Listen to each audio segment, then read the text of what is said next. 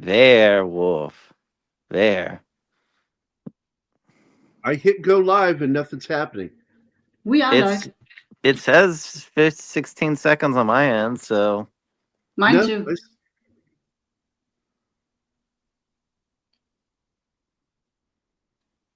nothing. it says it's live on my end. I'm just telling you, if you're not seeing the video, we're not live. Why does it say live up there then? I don't know. If you can hear us, people, say so in the chat. And Gary is gone. What the fuck is happening? Jesus wept.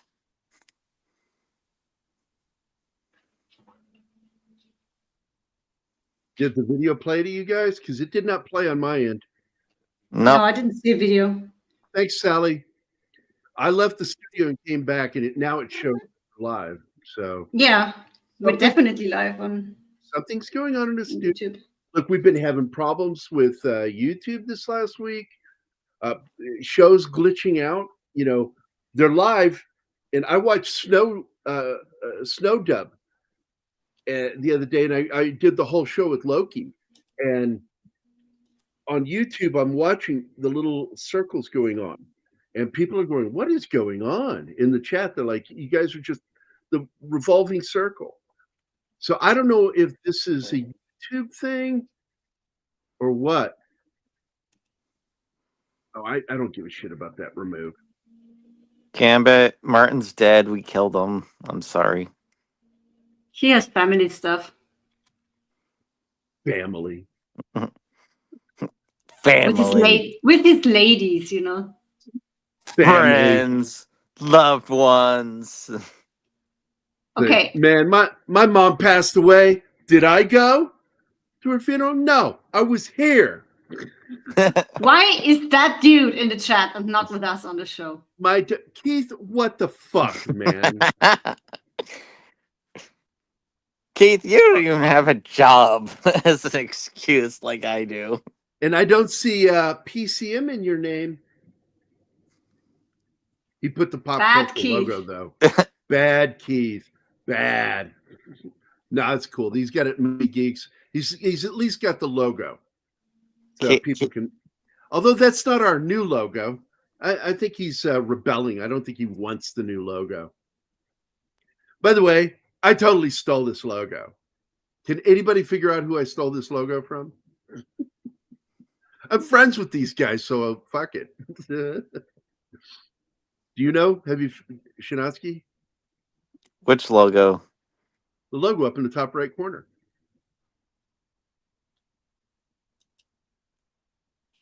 Oh, he's with his dad. Not off the top of my head, no. I stole it from Film Threat. Ah. The big difference is I don't like the angle their logo sits at. Mine is based off of just tilted. Yeah, it looked more comic booky. Yeah. So has anyone seen the new movie Good Boy yet? I have the movie. I have not had a chance to watch it. I fucking love the trailer. That looked good, yeah. Al and Chris liked it.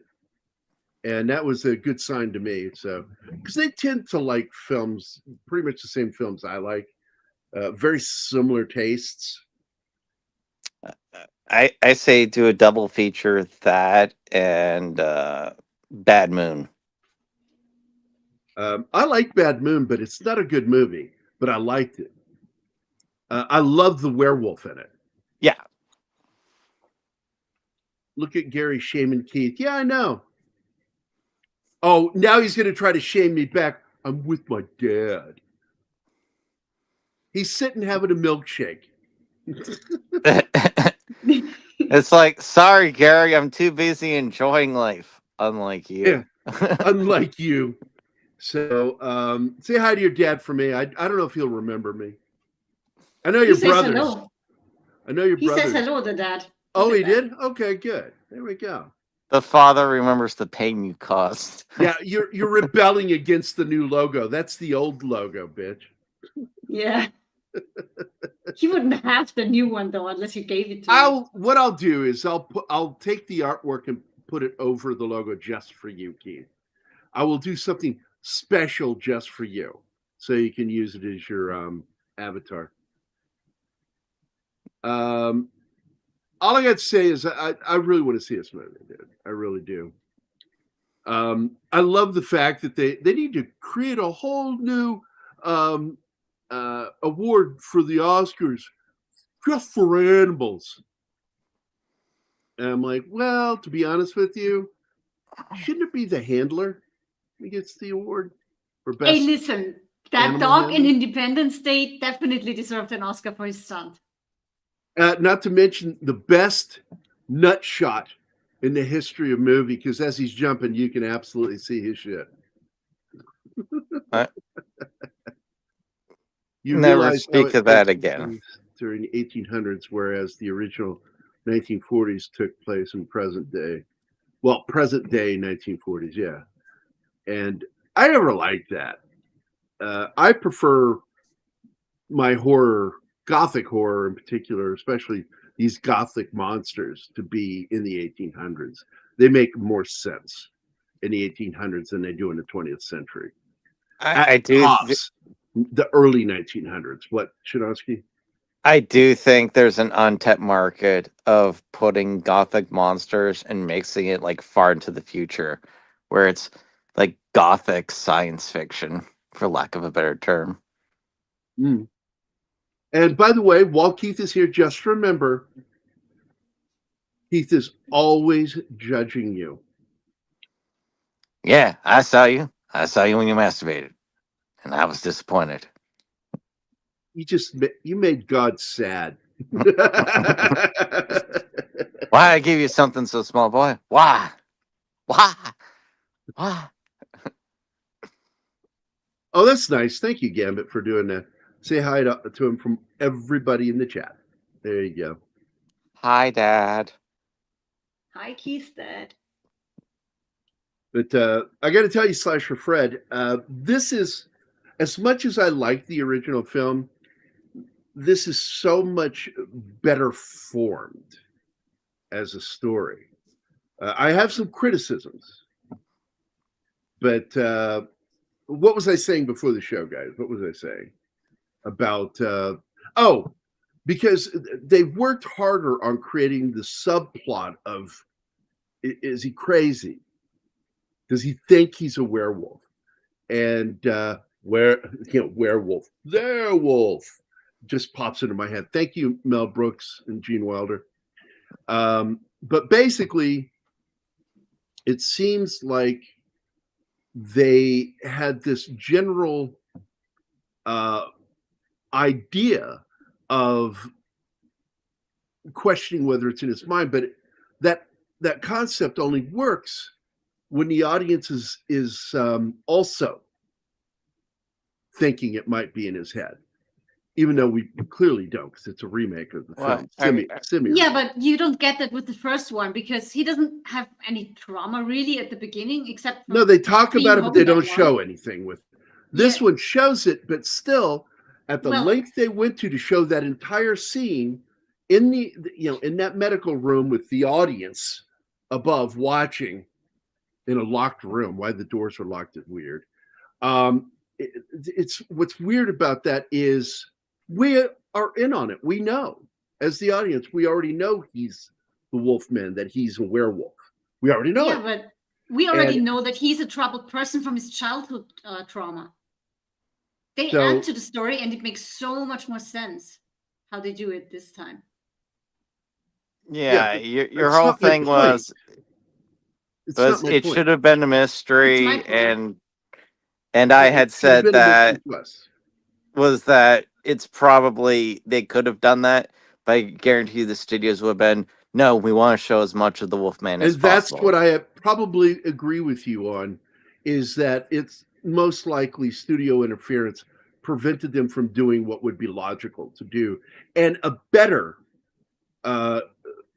thriller, in the fact that, is there somebody else that's a werewolf? That's what we should be thinking. We should already be thinking that. Another mistake they made in the writing was making it too obvious it was Anthony Hopkins. Not by casting Anthony Hopkins, as Shinatsky would say. Well, the minute I see him, I know he's the other werewolf. And I'm like, yeah, it's true. He gets to play villains sometimes. And I agree with you, Shinatsky. But the fact is, if they had played him differently, more sympathetic and more empathetic, sympathetic for us, empathetic for him. We are more sympathetic with his character if we see him being empathetic, but he's not empathetic. He's aloof, emotionally aloof. That's odd. So we're kind of keyed in really quickly that he's up to something in the film. Yeah, it's like the eyes darting back and forth. It's like, whoa, we want him to look suspicious. Dart back forth, dart back forth. Why is he doing this weird behavior? I think he's up to something. Yeah. Is Snorty here? Yeah. I made a list for you of the people who are here.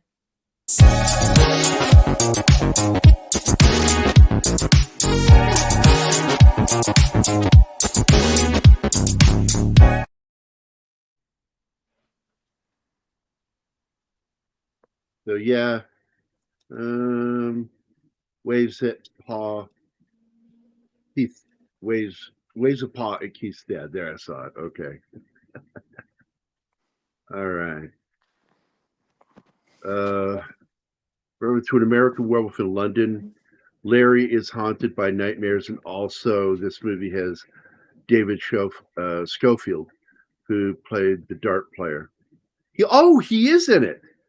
Holy shit, he is in this movie. Yeah, and I don't know if those were because of Rick Baker that happened. Because, Rick Baker's in the movie, too. He's the guy that gets tackled by the werewolf in the first big attack. The old dude in the forest, yeah. Yeah.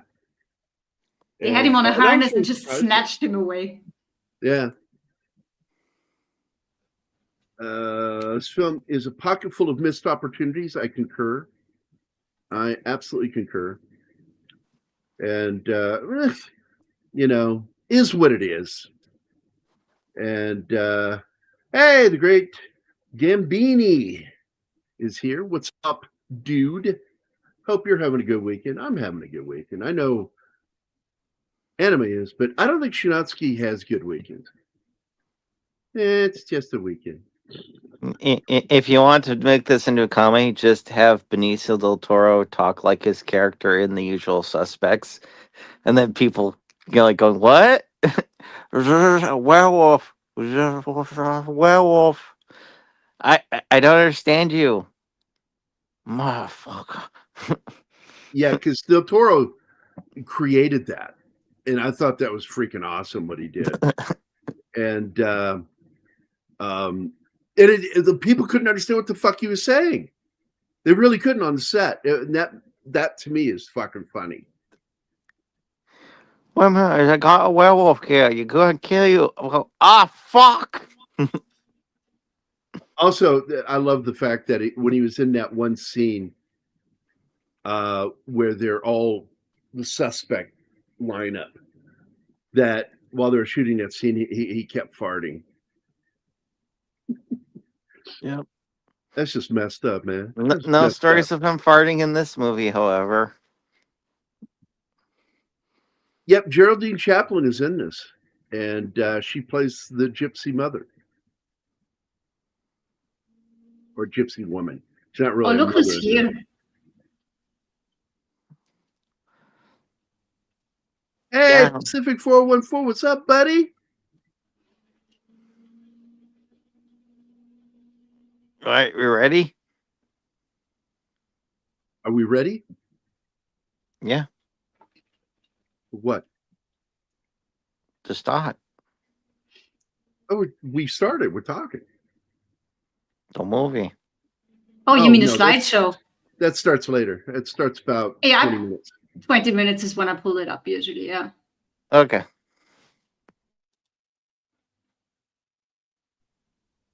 I needed to do something here. We need to go into main shows.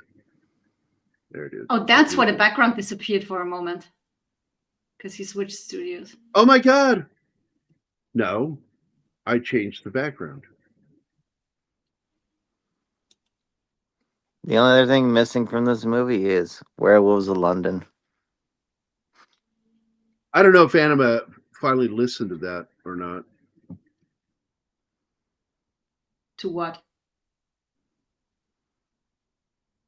I sent you the song, Werewolves of London. Then I listened to it. Yeah, but you didn't say anything about it today. No, because you were still asleep. And then I had other stuff to do. And then No, we when had we stuff hung to out. do.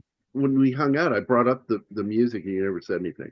In the director's cut version, the Universal logo is done in the form like it's in the original, except for the plane isn't there. It's very similar, and I like the way they did that. And I think it's captured in the slideshow, because I thought that was a really nice throwback. And I got to be honest, when you watch the film in black and white, including that opening, it just feels more like an older movie. And it really helps make the CG more palatable, because that was my main problem with this film, is the CG took me out of the film. And I get annoyed by that. And the entire transformation scene in that psych ward In the auditorium, yeah. You know, it's CG. It's really noticeable. But in black and work white, in color. It really doesn't look bad. It looks a lot better. And the director's cut version of the Universal logo is done in the form like you just did that one. Yeah. Well, it's in. That's the only version I've seen. I don't know. The version that we have here is the only version I've seen. I don't know if that's the director's cut. I'm assuming it must be. My own theorem with it is I think that black and white makes things seem more dreamlike, and thus it helps with suspension of disbelief. So, rest in peace. June Lockhart finally died. Oh, how old was she? Probably about 90. Wow. She was the mother on Lost in Space. Maureen Robinson. And wait a minute. Just watched this last Saturday. Now, Pacific, did you watch it in black and white? Because it has a whole different feel to it. Let's see. In March of 2006, Universal Pictures announced the remake of The Wolfman with actor Benicio Del Toro, a huge fan of the original and collector of Wolfman memorabilia, in the lead role. Yeah, absolutely. I also like that it's Wolfman, one word. The Wolfman. There's a funny moment with Rick Baker. One of the producers, he gets so frustrated with these fucking executives. And the guy calls him for a meeting and demands to know why he ordered so much yak hair. He looked at him like, what? And right behind him is a banner poster that says The Wolfman, right behind this guy. And he says, I want to know why you've ordered all this yak hair. And he goes, because I'm doing the makeup effects to a movie that he covers up the wolf on the banner and says, that makes it from man to Wolfman. And then the guy seriously asked, do you really need all that hair? He's like, dude, wolves have fur. Yes, that was such a stupid conversation. It's like, that was his interview with, what is his name? Joe Rogan. And that's a good interview, by the way. The full 2-hour interview is so worth your time. He talks about his entire career. He even goes into the movie Curse, which before we start, I want to talk about that, because Rick Baker was the first modern special effects makeup artist to bring werewolves into modern cinema. And he did this with American Werewolf in London, but he almost did it for The Howling. The fact was, he was set to do the werewolf effects for The Howling. But when Landis let him know that he got the funding, he had already promised Landis. So he told the guys, I'm sorry, guys, I have a prior agreement to work on this film. But what I'm going to do is I'm going to leave you in the trusted hand of the guy that he taught, Rob Bottin, because he was his protege. And so Rob Bottin stepped in to do The Howling while Rick Baker went over to do An American Werewolf in London. And Baker, having been Bottin's teacher, he basically said that this guy is perfect. He knows exactly what to do, and he's already worked on The Howling. Rick Baker did. So a lot of the stuff that they do in The Howling was based off of what he had already designed to do. And he created a bipedal werewolf. And that's what Bottin moved forward with, how to pull that off. And they ended up using a lot of the similar devices in doing it, from the pushing the snout out with probably a plunger or a Yeah, Charlie has joined us. He's a nipple today, and weird noises are coming from his end. Yeah, that was the sound of someone's zipper. It just was like really weird. Wrong stream. Yeah. Are you there, Charlie? I'm here. Okay, because we heard zippers, and I muted you just in case if you were going to piss. You're such a good friend, Gary. Yeah, I tell you, watch out for me. I need that. So, because of the fact, see, I love that logo. Because of his prior commitment with Landis, he turned it over to Rob Bottin and went off to make An American Werewolf in London. And because he had already worked with Bottin on this bipedal werewolf, he decided to go the opposite direction because both films were shooting at the same time. And so he made the werewolf in American Werewolf in London quadruped. And which I got to be honest, at first I didn't like it, but man, oh man, it grew on me. So then later on, Rick Baker designed the werewolves for the movie The Curse by Wes Craven. And all of his work was mostly left out of the theatrical film that we see, and that's on Blu-ray DVD, okay? That is not Rick Baker's work. That's a bunch of CG crap. But the Wes Craven had made his director's cut, which should have been the final cut of the film, because he knows what he's fucking doing. But the studio second-guessed him, and they brought in another team to do the visual effects for the film with the werewolves, and it's garbage. They look like cartoons. It's so bad. And so Wes Craven's stuff is out there, but because what's his name that got sent to prison for mishandling females? Weinstein went to prison. It just sort of got dropped in 2018, 2019. And of course, we lost Wes Craven. So who's going to pick up the mantle to fight for this? And so we're still hoping we're going to eventually get the director's cut of The Curse. And I want to see that because I've seen behind the scenes of it, and it's incredible, man. The werewolf designs by Rick Baker are incredible. So when he got a chance to do this movie, he absolutely leapt at it. Like, yes, I want to do this. So he got to do another werewolf film, Their Wolf.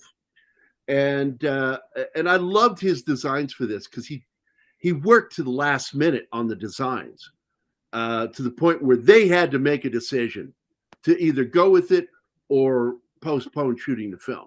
That's how close to the wire it was. And they finally went with it, and they did a makeup test.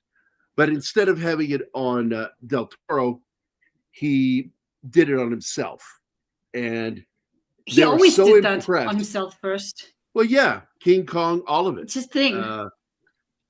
So Rick sent the footage, and they're like, "Oh yeah, that's perfect." And so they went with Rick Baker's final design, and we ended up with what's in the film. The only problem with the film is, again, that big transformation scene in the mental asylum. Is because it's lit. With the other things, overlit. they could hide stuff, but because it's overlit, and they never ever did plan to do a practical transformation. But they felt they were in a period of time where they could do it with CG. But it still looks very plastic, and it still looks they very weren't weird. quite there yet. Yeah, it's not there. But in black and white, it's a lot better. So the movie opens with his brother being killed by a wolfman. And you have a wolfman, werewolf, wandering around the English countryside. And his fiance goes all the way because she heard he's there, that in London. So she goes there to tell him that his brother's dead, and he acts like he doesn't care. No, he's missing. She doesn't know he's dead yet. She thinks he's missing and wants him to come help. Oh, that's him. it. Well, his dad tells him we found his body. You go ahead. No, go. It's just he's so unwilling to go that annoyed me with the character. That's where I was at. Okay, so anyway, he doesn't want to go. And it's something that anybody who's crappy families know how that is. And they try to explain away his weird accent as having been in America for 18 years, but that's no excuse. It can soften your accent, but you don't lose it unless you're trained to lose it. And him being an actor, they should have gone more into it, that he learned to hide his accent for so long that he lost it. And that would have been way better, an explanation.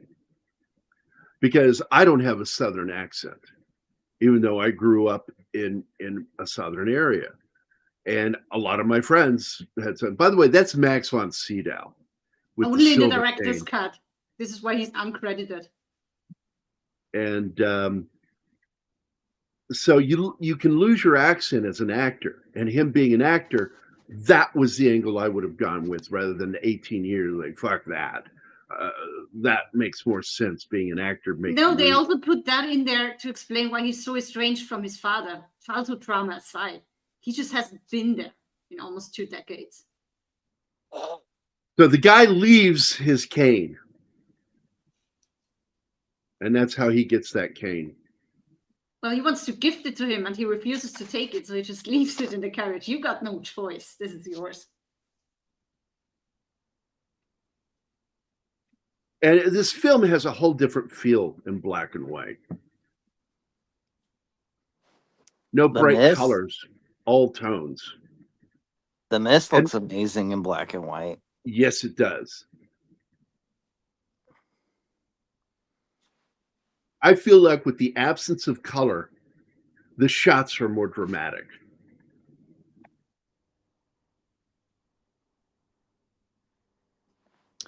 Well, one of the things black and white does is it creates the highest possible contrast, so your eye more easily gets drawn to the extremes. It's basically a silhouette machine, for lack of a better term. Hi, Penny. So let's see.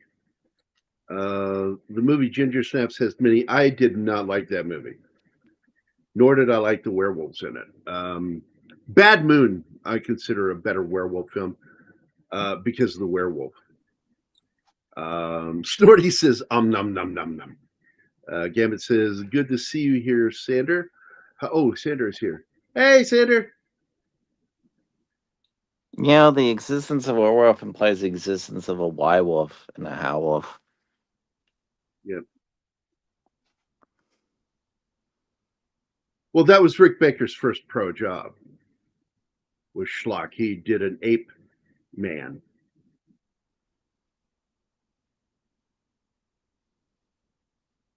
Still wanted the look of the Wolfman to resemble the 41 makeup. Absolutely. And I think Rick Baker found a way to do it and also make it look more modern. I mean, good to see you, Penny. don't get me wrong. I do like the Wolfman, but an actual werewolf I do associate in my head as having, the actual like wolf head. A lot of people like that movie. I'm just not one of them. That's all. It's a taste in the werewolf itself. Ginger Snaps is such a weird film series because the second one is like trauma after, and then the third one they go back to like the Canada in the like 1800s, The but it's the same two Canada. actors. Yeah, Canada. I like this scene where he goes to see his brother's body. And I sees like how what has he happened to him because he's been mauled. covers his face because of the smell. Universal tends to be the only studio that'll change their logo depending on a style of a movie. Warner's does it too occasionally. I liked it when they did the movie The Good Guys, which takes place in the 70s. So they used the worm logo from the 70s. And I liked that. I thought that was really cool. And I agree with you. I like when studios do that.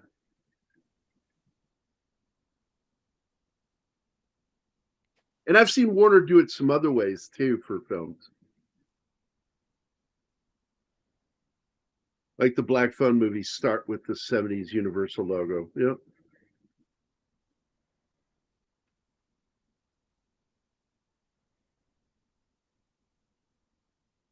I saw something that was modern not that long ago. And I thought it was so odd that they used the 80s Paramount logo, the painting. I've seen the old Orion used because they revived that studio brand, even though it's actually defunct. It's defunct, and I think it was for something that was a partial property with Orion Pictures. What was it that did that? I can't remember. I don't remember off the top of my head. I do know that there's been a couple movies with the Orion logo. Let me look it up.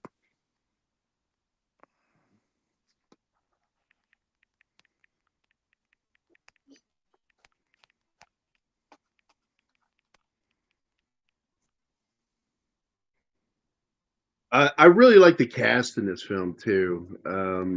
I mean, I was shocked to see some of these faces in this movie, including because you brought it up earlier, Geraldine. Is it Geraldine Chaplin? Is that who I'm thinking of? Yeah, maybe. She came up earlier. She plays the gypsy. I think it's Geraldine Chaplin. Let me look real quick. Yeah, you looked that up while we were watching. She's not on the first page. That's fucking rude.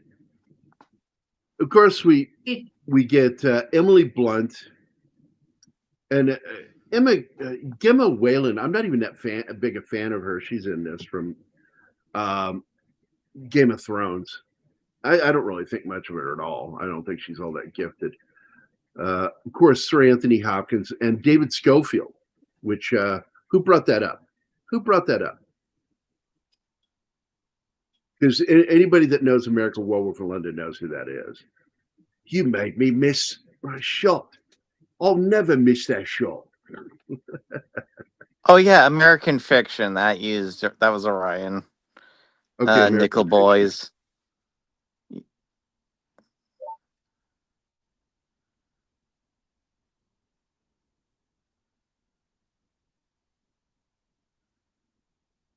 So you've got Geraldine Chaplin. That's it. She plays Maleva, the gypsy. And then, of course, the amazing fucking Hugo Weaving, who I love, man. That guy's great. He's really in my top 10 list of favorite modern actors. If he's in something, I want to check it out. And of course, I introduced Anima to a little movie with him. Lord of the Rings. Now, you brought it up earlier. No. You brought up the movie with Hugo Weaving in it. I loved him in this movie. You said Priscilla, Queen of the Desert. That's my favorite movie with him in it. I That's could a not funny believe movie. it. His first scene, and I'm like, is that no? He's not playing roles like that. So go look it up, and it's fucking him. And he killed me in this movie. I had so much fun. And he's playing Aberline, the detective who investigated the Ripper murders. He's playing the real character. And in the movie, they're saying at the end of this movie, Aberline becomes a werewolf. If they were to do a sequel, if this movie had done well, it would have gotten its sequel. Look who's here. Go away. We're sad you're not here. Yes, Anthony Hopkins is here. Nothing creepy or ominous about him being here. Yeah, they should have played him differently. He should have been more fatherly, more of a sympathetic character that we can empathize with. Instead, they play him off. He's a monster. He has been a monster for decades. Monsters hide. They wear a mask. Okay. Don't you remember the dialogue? You have to hide. He did that. You have to hide. He did that. He's telling his son after everything is out that he was locked up in that dungeon. There's no mystery in this movie because of what you're talking about. There's no mystery. We know that Benicio has been bitten and he's a werewolf, and we almost immediately suspect Dad, and we shouldn't. That's bad writing. That makes me even creepier that he made the decision to let the monster run free. He is so fucked up as a character. His character is fucked up, but he should come across as apologetic to his son and try to be more understanding and say that, what happened in the past, we must put in the past kind of thing. And we can go from here, but it's up to you. And try to come across, but it's a fucking mask. And then you unravel it through the story. There's no mystery in where there should be mystery in this film. And that always annoys me when writers just avoid it. And it's a good writer, by the way. I really like the writer on this. And I love the director, Joe Johnston. I mean, this is the guy who helped design Star Wars. And his first big movie, The Rocketeer. Fucking love that movie. Then he directed the only Jurassic Park film sequel that I liked, which was the third Jurassic Park film. I hated the second one, and I didn't like any of the Jurassic World films, no matter how much I enjoyed Chris Pratt. Joe Johnston's a great fucking dude. I love his movies. But the writer of this is Andrew Kevin Walker. And there were some other writers involved with this. And Andrew worked on some good stuff. He's also worked on some stuff I didn't like. But he was the writer of Seven. He worked on Sleepy Hollow, which is one of those films I kind of like, but also don't like. And we had David Self. Now, David, he's got a great resume, but he doesn't have that many films under his belt. But I'm going to tell you right now, Road to Perdition, love that movie. I like the movie 13 Days. I actually kind of love this movie. The one film that he did that I've seen that I didn't like was The Haunting with Liam Neeson, the remake or readaptation. That was a fun one. What? That was a fun one. Not saying it was particularly great, but yeah. Owen Wilson gets decapitated, so there's definitely a positive there. Well, Owen Wilson getting his head taken off by a pendulum in the fireplace. What a bizarre place to have a fucking swinging pendulum. I love Sleepy Hollow, one of the few Depp Burton movies. I enjoyed the film, but it doesn't feel like Sleepy Hollow to me because I'm so I read it. I the closest adaptation to it that I thought was good was the Disney animated one. I do admit do love after everything's done, Sleepy Hollow. He just faints at the end because he's still freaked out and he's still anemic. Yeah, he's definitely anemic looking. By the way, I heard good news. I was watching my buddy John over on his channel, Entertainment Crusader. He was talking about today that Depp's doing a new version of the Christmas Carol, and I'm like, good on him. And I never get tired of that. The last one was terrible. In fact, I would say the last two were terrible. I disliked the made-for-TV one that had Guy Pearce in it. Fucking bleak.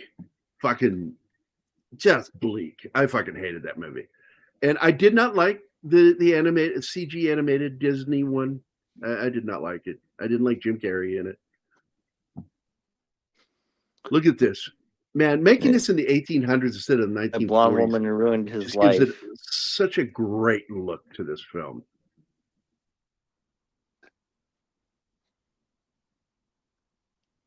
Hi, Willie. Hi, Real Popcorn. Yeah, is the Johnny Depp version going to be how Scrooge was a good man till a blonde woman pooped in his bed? Nah. I can't help myself sometimes, man. It's just. Hey, I didn't say I didn't like it. Did not say that. I said I like it, but it's not really Sleepy Hollow to me. Well, is it? Well, the original Sleepy Hollow is a short story, right? And it's basically the implication is it's just the guy scaring him off so he can get his girl. Wait, what? Oh, or no. It was that there's a good chance that the headless horseman isn't even real. It's just someone trying to freak That's what this, the F out of him. What are we talking about, Popcorn? Is that a thing? I don't remember that movie. I don't remember that movie. It's on the screen right now. Willem Dafoe and Robert Eggers' A Christmas Carol. Are you joking, or is that like a real thing? I think that's a joke. Okay. Because the writers think William Dafoe is the lighthouse, which definitely is not a carol. That was a film I enjoyed, but I'll never watch again because it was like, yeah, it's fun, but 1949 Disney cartoon Ichabod Crane has a headless horseman scarier. Yeah. That was an amazing piece of animation, especially the flames. Yep. What I liked about the Johnny Depp one is just how cool that stunt work was with the headless horseman. Wasn't that the actor that played Isn't that the actor that played Darth Maul? Ray Parks? That played that? Yeah, Ray Park. And he was supposed to return until he basically posted on him getting a blowjob on Instagram or some shit like that. Return for what? As Darth Maul. Well, he did return as Darth Maul. Yeah, but more than just that one. Oh. Well, that's nobody's fucking business. I mean, they got people over there working at Disney right now that are fucking scumbags. And I know all the time. But guy getting a blowjob is fucking the bridge. No, it's that he Disney? Apparently is he broadcasts on Instagram or some shit like that. So they're going, yeah. Let's see. I love almost every iteration from my childhood, from the 30s all the way up to George C. Scott. I always love the Disney one. Gary. There are two in the making. Get the fuck out of here. Wow. Apparently. Hey, look, I like Eggers. But is he going to go into the bleakness like they did with the Guy Pearce version, which was terrible? The TV series Sleepy Hollow also, I didn't like that show. I had a friend in it. I still didn't like it. Fucking Hollywood. This is what it gets me. They can't stop doing this shit. Oh, doing remakes? Oh, fuck yeah. They're devoid of original ideas anymore. They don't hire real creatives. What are you going to do?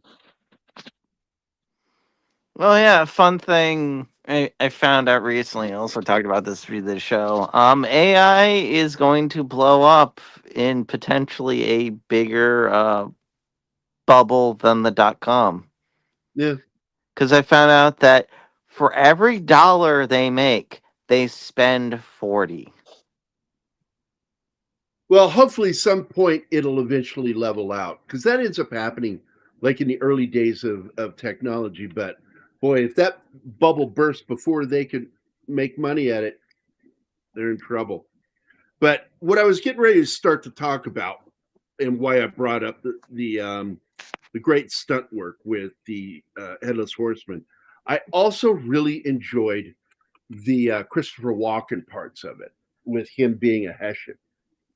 And I love his fucking teeth.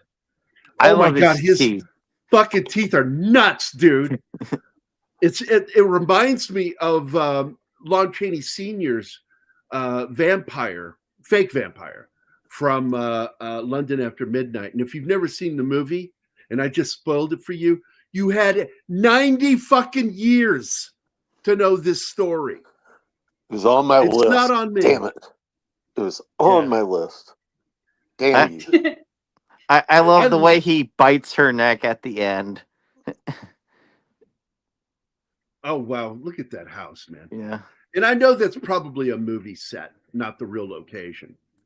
But, God, that's gorgeous. Well, it burns down. Do you think Universal could make a good Wolfman set in the modern times? No. I don't think the Wolfman works as a modern story. I just don't. That's why I when I saw the trailer for the new Wolfman, I'm like, this isn't even about a Wolfman. It's really not. It's about something else going on. And then I was like, oh, yeah, that's right. It's Jason Blum. Yeah, that's why. Yeah, it's about the woman and the kid, and not about the Wolfman. It's just, fuck that guy. Fuck that guy. And toxic masculinity, when the whole point of the Wolfman story, as far as I can tell, is that, very simple idea that's very true. Inside every human being, there's a beast that wants to get out. But Jason Blum's not smart enough to know that that's what's going on. That it's basically Freudian psychology. The animalistic nature of a man, the beast that we hide from other people, that occasionally has to be let out.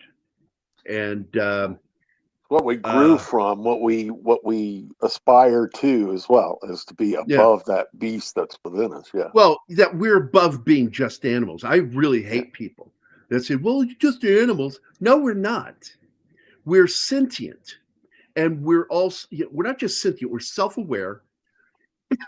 And we understand the idea of creating morals for society, and that we should follow those. That's why, guys, friends of mine that have cheated on their girlfriends or wives, I kicked them to the curb. Because if you'll do that to a woman you took vows with, would argue, really. That's why the military still has that stand, that if you get caught committing infidelity in the U.S. military, you will get kicked out for conduct unbecoming. Because they're like, if you'll cheat on them, would you cheat on your country? And that's serious shit. I do think that if you're gonna set a werewolf space story thing, maybe a woman, because currently a lot of feminine id is in charge of the world currently. And it's also just like the way women are vindictive and evil is very different from the way men are. This fucking cow dung news coming from motherfucking Disney. I don't know what you're talking about, Gambit. What? You need to contact outside of the show, Gambit. You need to get a hold of me either through Twitter or through Facebook, dude, because you start talking about things that I would like to know more about. He is ranting about Hollywood doing the same stuff over and over again. Here's a question. Oh, and I agree with him. I wholly agree with him. There are certain things that I don't mind every 10 years to get a new version, because you've got a bunch of children being born in that period. And it's the perfect time to make those films. Also, every 10 years, there's someone that was 10 years old that is now 20 that maybe didn't know about that previous film. And you know what it used to be called back in the day? It used to be reissue. You would reissue a film. You could reissue films too. It didn't have to remake it. You just reissue it. Universal did that for quite a while. Right. And Disney had the thing with their Disney Vault where, stuff that would be available for a number of years, then they'd tuck it away for a bit. And and then the next generation, they'd pop it out again with a new, like either restored or, just a new version. Or new, this packaging. whole live action remake thing is vomitous with Disney. Yeah. I know some people probably like those movies. Don't fucking care. I think it's vomitous. Then go watch the old version. Don't give us a new one every couple of years. That's overdoing it. Yeah. I just had a thought. Charlie. I'm sorry. Hold on. Hold your thought just for a second, because I want to comment on what he said. I like the way Disney did the moratorium thing. Right. Where a movie would go away for a while and you couldn't buy a new copy of it. I liked that. I wish they would go back to it. I also wish that they would create a moratorium for their vomitorium films, to where they go into that moratorium vault to never see the light of day again. Well, there's at least one there. Yeah. Well, more than that, like Star Wars under Disney. Only one good movie. And that was Rogue One. Rogue One. I like that movie. And then they got a good series for 2 seasons out of Mandalorian. And I got to tell you, Andor looks great. It's just not my cup of tea. I just don't find it Star Wars enough for me. But I wouldn't put that in that vault. But I would put everything, Acolyte, all that other shit, Book of Boba Fett, all of it needs to be put in a vault, which is actually like a furnace, and burned to never be seen. The depths of hell. Yes. Where Kathleen Kennedy belongs. Well, Andor the shit out of me. Andor's space Bolsheviks, and it's not even very subtle about. I mean, Luthen, Lenin. Come on. Well, the one movie I was alluding to contains the song Zippity Doo Dah. Let's just not even. Oh, I have that, by the way, if you want a copy. Oh, yeah, so do I. But it's just, movie. You can't hardly even talk about it nowadays because folks are just. It's not racist. And the people that say it's racist don't know the fucking story. Right. It depicts a time. They need to release it under those auspices or with that forward attached to it that they put on front of like some 60 sitcoms and stuff like that. Is that these shows were of the time, they reflect people understand that. Point they don't really history need a when warning. things were like this. If somebody isn't aware that they're watching an old movie, they shouldn't be allowed to watch movies. They should be allowed to get the remote out of their hands. Yeah, they smack it out of their fucking hands. It's like these shows and movies that put those warnings, man, just fucking irks me. I'm just sitting there like, who the fuck needs a fucking 800 number? Because the traumatic stuff going to be shown in this crime thriller on the BBC. There are going to be scenes of criminal, sex crimes and horrible language. If you feel that this has bothered you in any way, please call one. It's like, fuck you, BBC, and fuck any of the studios and networks that do that shit. That needs to go the fuck away. People are grown-ass adults watching these fucking movies. If they can't handle it, take the remote away from them. Well, see, that's the thing where, too, they try to use that to get around where they can broadcast horrible stuff. I mean, just like I'm not shows that they talking shouldn't about do taking during the ratings away. Ratings should be there. I absolutely agree with that, but the rest of it, bullshit. Well, they try to air it during the daytime when, say, a 5-year-old is at home and can sit there with the clicker. Charlie? Do you remember back when there were certain times of the day you didn't broadcast shit? Certain things? Yeah. They used to run networks intelligently.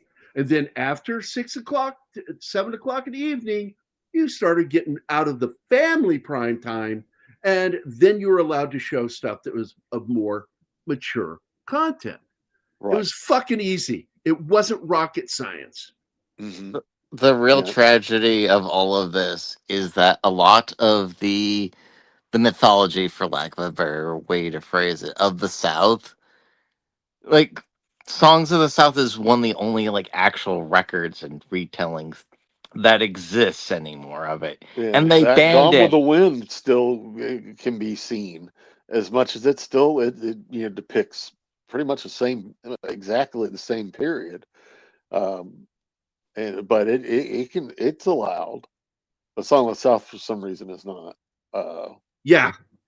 It's so stupid. But Charlie, man, I'm telling you, I fucking hate Hollywood right now, and I hope it burns. I hope that they die the death they deserve, because they created this problem. Hollywood created. Hollywood killed their own business with COVID. They didn't need to do that. We now know. We knew then, because one of the things you deal with in the medical field is how viruses transmit. Yeah. Okay. And I'm like telling people that's not how viruses work. I keep telling people, and then people are like, you need to mask up. That also doesn't work. Well, doctors use them as surgery, different kind of mask for a different fucking reason. Yeah. And so I said, if you want to wear a mask to prevent you from getting a disease, you need a certified rebreather mask with the two fucking rebreathers. The reason for masks is that you cannot spread it while you don't know you have it. Which is a lie. Why they made them mandatory. It's a lie. It's not true. You could still spread it. When you cough or sneeze, the speed of that stuff coming out of you, microscopic crap, is 200 miles an hour. That mask isn't going to stop that shit. Especially if you've been wearing that mask for days. Oh my God, I just don't even want to get into it. But speaking of medical stuff, he's getting examined at this point. This is his prostate scene. I got it wrong now. It's not Disney that's doing a new Christmas Carol. Paramount is funding it, and Johnny Depp is backing him up. Well, he's in it. That's the one I brought up earlier, Gambit, that he's agreed to be in a new version of A Christmas Carol. And I can easily see him doing the older and younger. Just like Albert Finney did. Need. Unneeded. I think every 10 years it's okay to remake a film or readapt. It's not a remake, it's a readaptation of a book. Right. But if you're going to do it, make it good. We've had multiple fucking productions of A Christmas Carol that are garbage movies. Yeah. And people go, well, I love that version. And it's like, it's still crap. It's not the book. I like it when they take the time to make the fucking book. One of the best versions, and in my opinion, the single best version of A Christmas Carol is with George C. Scott. That version had more of the book in it than any version I've seen before or after. Yeah. That includes Patrick Stewart's, which I didn't like because I don't think he's right for Ebenezer looks wise. He's perfect voice wise, but for looks, he doesn't look right. The only one we're kind of missing, because they did Mommy Tom Cruise, was it 6 or 7 years ago? When's the last Dracula we got? I guess that BBC series. Want the reboots of Blackula, of Blackenstein. These need to be remade. Just like they did Shaft. They did a couple of Shafts movies. Okay, Yeah. remaking, reboots. They need to do While that you're with at those. it, while you're at it, let's do Frankenhooker again. Oh, that was Frank bad, Eggers. though. Oh god. That was bad. It's funny, but it's bad. But what I've also always been bothered by is they did the Wolfman. Hammer did the Wolfman, their version. They did Curse of the Werewolf with Oliver Reed, great film. They did Frankenstein. They did Dracula. They did the Mummy. Never did the Creature from the Black Lagoon. I would love to see Hammer. Because Paramount, I mean, Universal's not going to fucking do it. Every time they start to go forward with it, it gets dropped. Hammer needs to do it. You know that Benicio, I'm not Benicio, Guillermo Del Toro, he was going to make Creature from the Black Lagoon. And that's what ended up being his movie, The Shape of Water. He turned it into a romantic drama. And God, that movie's fucking weird. I'm not saying it's bad. I'm just saying it was too weird for me. That was just that was a bridge too far in weirdness for me. And, Gary, you don't want to fuck a fish? I have never once in my life even had that glint of an image in my mind of, I wonder if I could put my dick in there. Never happened. Never, I used to make fun of guys back in Virginia. I'm sure you remember me saying that. I said, so-and-so, yeah, he'd fuck a snake if someone would hold its head still for him. Exactly. Yeah. Because that's an old saying. Yeah. I learned it from my dad. I thought it was hilarious. I got to find ways to sneak that in every once in a while. Yeah, that guy, he's a pervert. He'd fuck a snake if he'd hold its head still for him. And, but me, the idea of that is like, no. The sexiness that men see with women handling pythons and doing exotic dances with it, I don't like that. I think that's weird. And it's a turnoff to me. But anyway, exactly, if you're going to do a remake of a well-beloved film or readaptation, do it right, but don't cut out the essential parts. Or like, I finally sat down and did a truncated version, a really whittled down version of the new Wolfman. It's not Wolfman, it's Wolfman. And I'm like, this fucking people have no idea what they're fucking doing. I mean, the Invisible Man they did was awful. And then they do this. It's like, well, we made money. Doesn't mean it's good. Yeah. Doesn't mean it's good. And it's easy to make money when you keep your budget under like 20 million. Oh, so yeah. I did kind of like the Invisible Man TV series they did on USA. Dude, let me tell you something. That was the one with Ducky from Dave NCIS. McCallum. Yeah, Dave McCallum. That was a good show. They had a prisoner episode too, so that it's just becomes amazing by default for that fact. I haven't seen that since it came out, and but I enjoyed it. Let's see, what is this? I'll still take Nosferatu 22 before Nosferatu 24. No, I'll agree with you on that. I still like the 24 film, but I'll tell you, it was way too fucking dark and demonic for somebody. Yeah, not saying any names, but I am pointing. Hey, Gary, why do you have to always point me out? Bill Skarsgård can't act to save his punk ass life. That's the one guy that played It, right? Pennywise.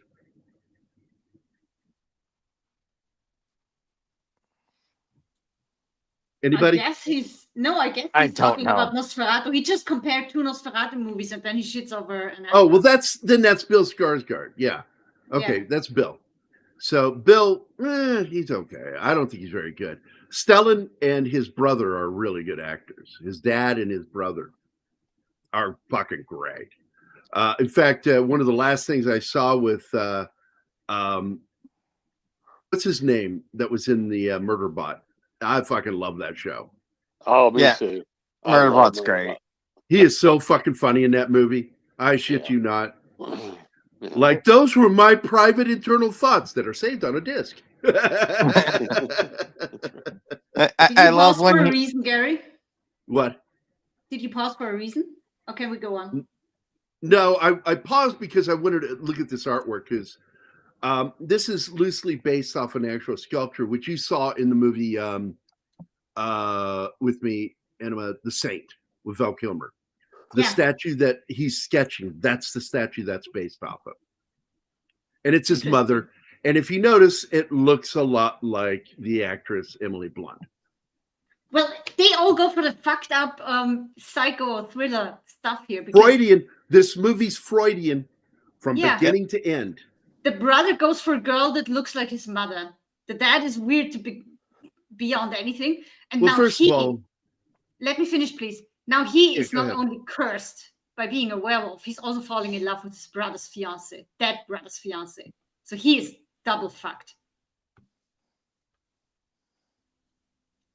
He's got an edible complex. Oh, the Hammer remake. That's funny. Yeah. Yeah, I love that movie, American Werewolf in London. They're so without scruples. It's unbelievable how dumb anyone can be to listen to their bullshit. Yeah, Hollywood's just full of crap. And a lot of the people they hire, Universal's like, we hired this guy. He made us 2 successful films. No, he made you 1. The second movie flopped. You know, one series I think you could redo now and actually do a fresh spin on would be Kolchak, the Night Stalker. Absolutely. They tried to do it with the kid that played Lestat in Queen of the Damned, and it was terrible. It was terrible. They misunderstood the character completely. But he's a schlub. He's a schlub who gets involved with all this crazy shit. That dresses like a schlub. And, it's like, if I were to make a Kolchak update, I would either do it as a period piece and completely replicate the look, or I would do it as a modern piece where he's wearing clothes from the 80s, like not like punk rock type clothes, but fancy dress clothes from the 80s that just would look weird today. He'd be a wannabe hipster, and like the only thing keeping him going is like some weird ass Patreon site where there's people who like subscribe to his weird shit, but think he's just a crank. I'm not sure what you mean by that statement, Gambit. Please elaborate. And I got to tell you, I do like Benicio Del Toro in this film, even before knowing that he was a fan of the original film, like a big fan of the original film. I like his casting. I don't like him. Don't like him. He's a commie. And so what? I think he's a good actor. No, let me finish. He is a very good actor. And I do like his movies, but I refuse to watch any interviews with him because he's going to fucking ruin it for me by opening his fucking mouth because I know what he is. I think he's continuing his rant on that basically Gambit saying capitalism is going nowhere because they always talk about overthrowing it in Hollywood, even though they're the beneficiaries of it the most.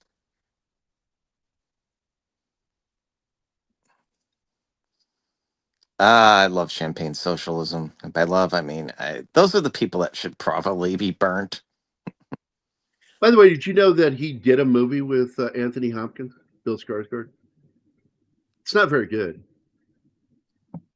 But a guy that is like trying to get the money to take care of his kid. And so he's breaking into cars, stealing shit. And he breaks into the wrong car and gets locked in the car. And it's armored and he can't get out. He can't open the windows, and his cell phone won't work, and because it's got technology in it to keep it. And Anthony Hopkins is this rich guy who just likes to make people suffer. And so it's a bizarre fucking movie. It's a remake of a South American film I've never seen. And I'm like, I hope that movie was better than this because this was a terrible film. Also, Skarsgård really can't act, and I didn't think it was good to have him on there. I love the pistols in this, and I love the silhouettes. And I love that about that kind of lighting because it's hard to tell what anything is. And I love the makeup of the Wolfman. Rick Baker fucking nailed it. It is a great nod to the original 41 film while also being its own thing. Well, it's definitely that a lot more half the point of being human and completely bestial. It's like that it's right in the middle. Yeah. I know that when they tried to bring forth the Dark Universe, their mummy, once again, wasn't that Alex Kurtzman? Yeah. Also, I found out Kurtzman was involved with Dracula Unleashed. Apparently, some of the rewrites, which is stupid. That sounds terrible. Yeah, they added tacked on stuff to Dracula Unleashed because originally it was just going to be a standalone Dracula movie, and then they tacked on an ending where he's suddenly in the modern day, and Charles Dance shows up and says, "Let the games begin," as if this was all planned for something. We're now right at the end of the second act, and this is where I absolutely knew Daddy is the other werewolf. Well, yeah, he's outing himself here. He outs himself right here by saying, "You did very naughty things," and Terrible I'm like, things.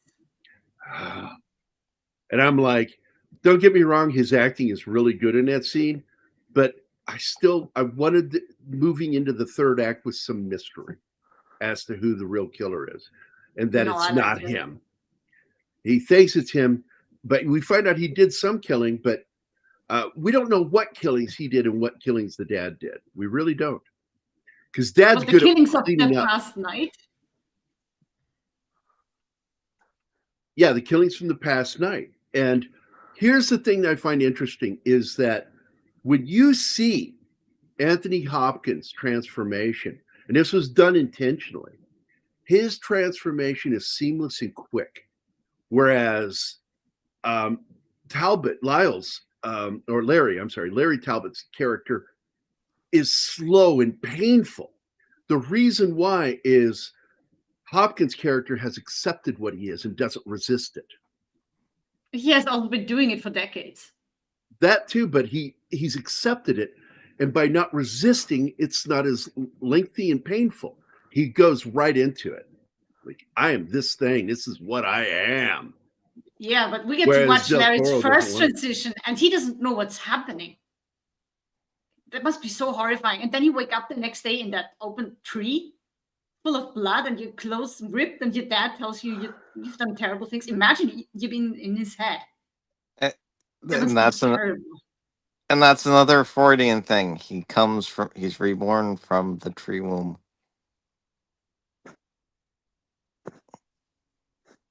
That's Freudian?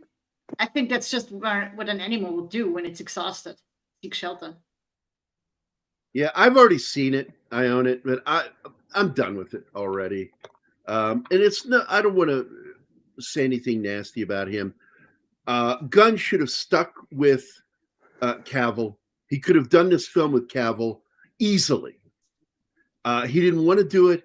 He wanted to make it his because that's what he is. He's a narcissist, and that's the only reason he did it. Who's age? 5 years difference in age. Yeah, I think he's turning John Cena into a self-insert, even the point of fucking his own wife. I don't even talk about it. I warned people. I told Keith. Keith got excited. I'm like, I don't trust James Gunn. And anybody who's watched this show knows I have always said I don't trust James Gunn at all. He's not the exact same as Taika Waititi, but he's in the same fucking sport because both of them are very much about being not unconventional. What's the word I'm looking for with comedy? Lacking respect. Irreverent. Irreverent. Thank you. They're both irreverent. Taika's worse, but James Gunn is absolutely irreverent. And what does that mean? That means you are the opposite of reverent. And when you're dealing with comic book characters, you better have some fucking reverence. Gunn doesn't have it. So anyway, back to this.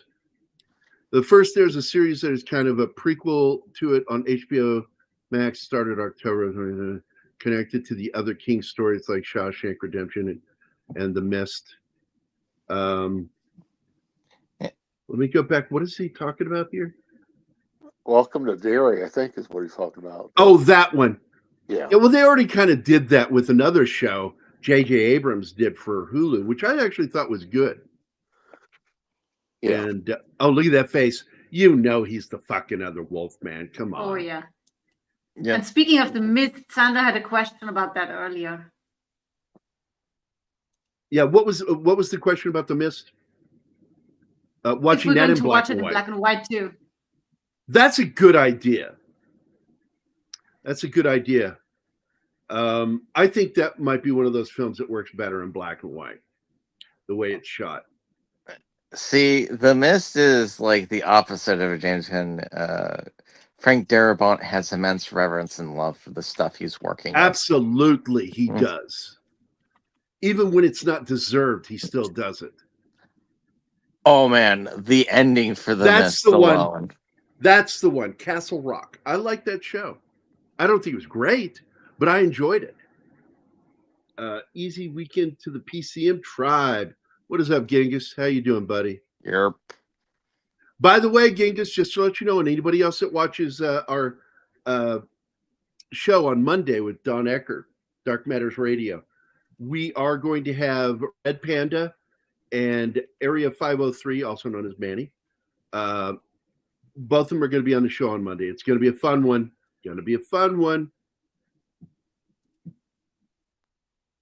Well, you can do it one of two ways. One, if you open it up in Windows Media Player, you could go into that is clearly her. That's her face. You can open it up in Windows Media Player, and you can go into the settings and turn off color, and then you need to up the contrast a little bit, just a smidge, to make your darks darker. Yeah, VLC Player you can do that with too. VLC will do it. Because I have that one. I have Windows Media Player. I have VLC.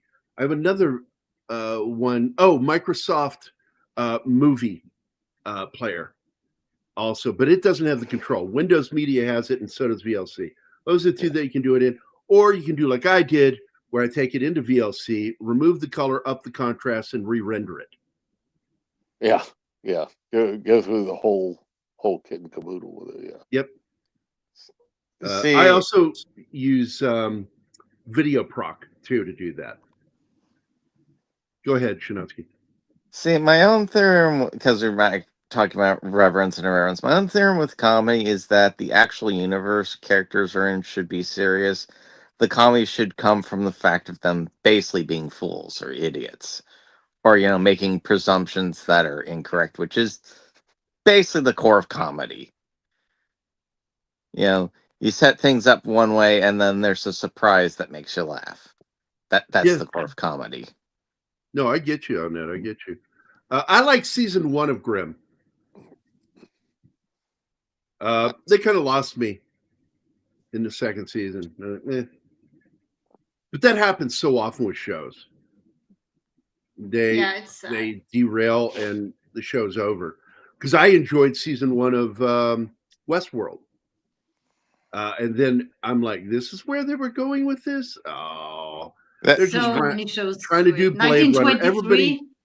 Everybody wants to remake Blade Runner. Get over yourself. Move on.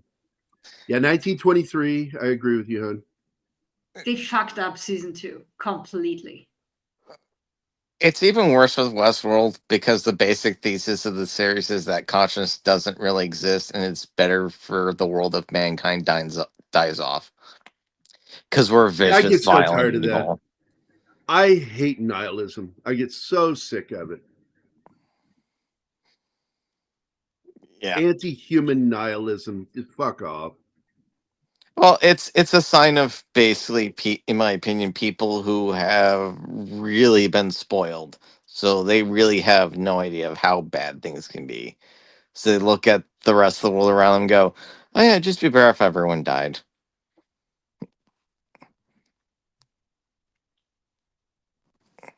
And on that happy note, yep, bring on the dancing ponies. we're almost to all the wolf action. One of my favorite shows. Oh yeah, Grimm. I talked about that one. Hey, Gary, Animus, Snortopupus. Charlie is here. You can't see him right now. He's hidden. Maybe we should go on the top bar, like that. No, he's a nipple today. What's up with the nipple, dude? Jesus Christ! Don't be weird, Charlie. You know you can add an image in there. Yeah, I know I can. Don't be weirder than you have to. I choose not to. I choose. It's my artistic choice as a pompous ass to not. Well, exactly. He identifies as a nipple now. Well, Gambit, he's got that problem, but he also, look, man, that you can tell that guy suffers from severe ADHD by the way he writes his screenplays. And they're just all over the fucking place. Superman is like 3 movies in one, and none of them told properly. Yeah, and not one of them. There's a lot of fun stuff in that movie. My favorite thing about that movie is the characters that weren't the main characters. Is Mr. Terrific and Crypto, the dog. That was the movie for me. Yeah, Crypto is my favorite. And he's CGI. Yep. That's the best kind of dog to have. You don't have to pay pet deposit for him or anything. Don't have to walk him. I think they have it on YouTube if you got some decent headphones. I'm turning 38 in October. Yeah, we know Helen Place. Helen Place just says, I don't know. I don't know what's going on. You know, I made a note of that, Gambit. You know that. Yep, absolutely, Gambit. You're not forgotten. Anima pays attention to that stuff. You're in the notes, dude. Thank you for reminding me, Sander, although the 27th is on Monday. Yes. All right, here we go. So this is the big CGI transformation scene. And there was an idea that Rick Baker had, but they wanted to go this direction. So it never, in fact, he was not allowed on the set during this scene. I don't think he wanted to be there if it was going to be CGI. Yeah, but it bothered him that he wasn't allowed. I know. On the and set. As good as he is with the lighting of that, they didn't want to hide it. They wanted to show it. In the other transformations, you see a foot or a hand details. The rest is hidden. But this, you see him full on shoulders and head and everything. And that's where it fails right there. That face right there looks awful. Still looks better in black and white. Yeah, well, I've seen both versions, and it's definitely less painful in black and white, but in color, it's just awful. I don't understand. He turned it into a computer. So let's get here for a second, because there's a shot of Aberlin right there where his underbite is sticking out. I'm like, somebody knows what they're going to become. Even though we don't see it in this movie, if they were going to do a sequel, that's where it would carry over. Is Aberlin would be the werewolf. Well, yeah, he got injured by a werewolf. He got bit. Yeah. Yeah. Hey, Zach, you have another video to run? Because you're finding them way quicker than I would. What are you talking about? His video, one of his videos. Oh, Zach's? Yeah, I'm not used to that, so it's going to take me fucking forever. Well, fuck you, Kyle! I love you too. Fuck you, Kyle. You're a piece of shit. Okay, I hate you. I started some shit on Twitter over it because, like, Nadia says, "Oh, I was invited," and then I wrote back to her. I went, "I wasn't," sad face, crying sad face, and she goes, "Well, I'm going to protest if he isn't." So, you're welcome for that, Zach. I started some shit. It's what you do. I like to stir the pot every once in a while. It's kind of fun. Anima, the key word properly told. Yep, absolutely. Are you happy with my choice of Avatar now? I'm no longer I will even deal with bad effects if it's written well. That's all I ask. Write a good story. Well, compel me. As far as I'm told, there's two things you can't skip on when it comes to a film: the script and sound.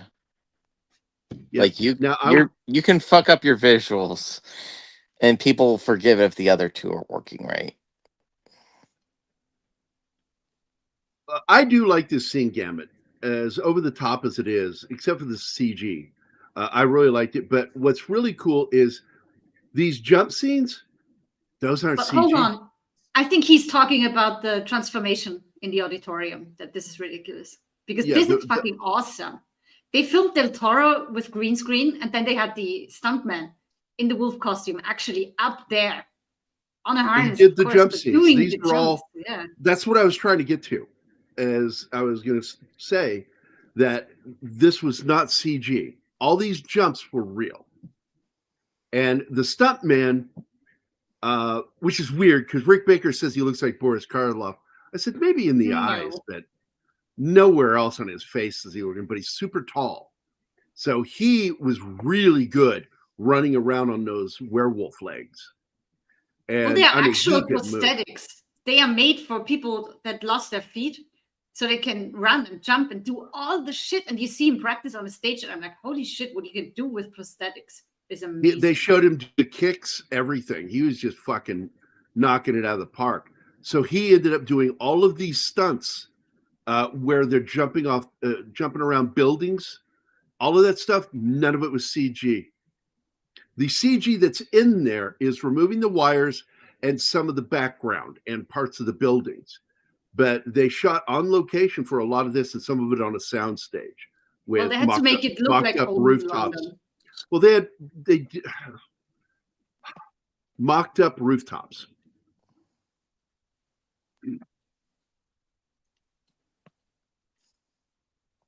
And again, this guy is such a great fucking actor.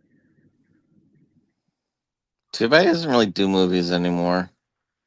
I think Transformers just weaned him off acting. It's like, this is what it is now? No, thank you. Well, I think movies like this could have been better if certain people had handled it a certain way. The writing should have gone a certain direction and stayed with that. But I do want to point out the old guy that he visits is played by Art Malik. And you know him as the terrorist number one from Arnold Schwarzenegger's action comedy about being a spy. True Lies. Yeah. That dude's a really good fucking actor. And I always hated that he always got stuck playing, bad guys when he's really fucking good. That happens to a lot of people, sadly. Oh, he doesn't throw him on a fucking pole. He throws him off the roof onto a fucking spiked fence top. Fun. Do you think he was aiming or just throwing the guy? Just throwing. I mean, he's supposed to be wild beast, so it's not like he's doing too much pre-planning. He's literally just but landing is on point. Literally. Yep. And here's an interesting thing with this is Talbot's character, Larry Talbot, should have started doing the thing that would be brought up in the earlier Wolfman films, is where he locks himself up, chains himself. Not rope, chains with locks. So he can't get out and kill anybody. Yeah. Which I do believe it's almost kind of like a nod to women having their period, because he's only a werewolf so many days a month with the cycle of the moon. Who knows how much weird psychosexual shit they actually intentionally put into this. There's what I've been waiting for. Well, like I said, Shanatsky, it's a Freudian film. Absolutely Freudian. And Freud's theories all end at puberty. What happens after that? Nothing. He wasn't interested in going further than that. He was so fixated. Which is why he's so full of shit. Psychosexual shit is ridiculous. Jung was far more advanced into what's going on with humans. Yeah, the Freud's theories were used to great effect in fucking marketing because he's the guy, because of his nephew, was it Edward Bernays. He really sold all the American companies on tapping into people's unconscious desires, which do exist because that's what they go now for marketing. But it's not all like Terry Gilliam said on sex. All right, I need to play this video for our friend Sandra. I've got 5 terrorists going southeast on Bakalakadaka Street. There you go, buddy. Well, I'm going to make a Freudian slip out of here. You guys have a good rest of the show. Hey, be careful. I sprayed my back once with one of those. Yeah, gotta be careful about that. Take it easy, y'all. I'll talk to you later. See you, Charlie. Bye. Bye-bye. Bye. Remember, kids, don't have sex with your mother and don't kill your father. Just so you know, Gambit, that was also a nod to American Werewolf in London. The bus. The double-decker bus. That wasn't too easy to pull off, too. Film. Yeah, they had a hydraulic wheel that when they turned, it would push it over. And lots of extras. Which was scary because everybody had to be aware of where they were standing at every moment. Yep. It's okay that you dig each other. You know, he died. And I look like your mom. Yeah. So it's all good. I love my dad's response when he was in the Army because he got in trouble for something while in the Army. I forget the fuck it was. And they made him see a therapist in the Army. And the therapist brought up the fact that, you know, he was a Freudian. And he brought up, you know, things about it, you know, your mother. And he's like, have you seen my mother? No. Very homely woman. Nothing. No.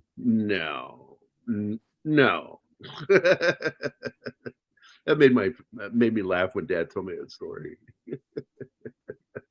I mean, yeah, the Freud psychologist seemed to comes down to, so you want to have sex with your mother, right? No. What the fuck is wrong with you? Well, that's his approach. He traces every problem back to early childhood. Well, I don't think he plays a villain in the other movie he did with Emily Blunt. Sicario? Sicario, thank you. It's that one he's was not good. a villain. He's dark. He's I consider him an anti-hero. He is. He's an anti-hero. He's not a villain. He's actually a good guy. In the long run, he's a good guy. He's killing bad people. But one of the things that troubled like Anima with that scene where he kills the entire fucking family. Yeah. That was blood. That was a mixture of bloodlust and I don't want your kids coming after me later. And that's what that was really about. But it was also about being extra cruel by killing his kids in front of him and then his wife and him last. Because of what happened with him and his family, because what he did. The guy that he kills his family of did pretty much the same thing to him. And he's returning the favor. Yeah, but he's stooping to the same level by doing that. That's the problem with it. It's also the U.S. government sending a message. You keep your shit on your side of the border. If you bring it back into the U.S. ever again, we're going to do something worse. That's. I didn't say he's a good guy. He's an anti-hero. Yeah. That's one of the things people seem to not get with Sicario is basically the U.S. government, army versus the cartels. It's going to be a slaughter if it ever actually gets down to that. Oh, they're going to... We've done it. We have done it. Bombed fucking bad guys' households. Guarantee you, there were probably what you could call innocents killed there, but it's like they call it collateral damage.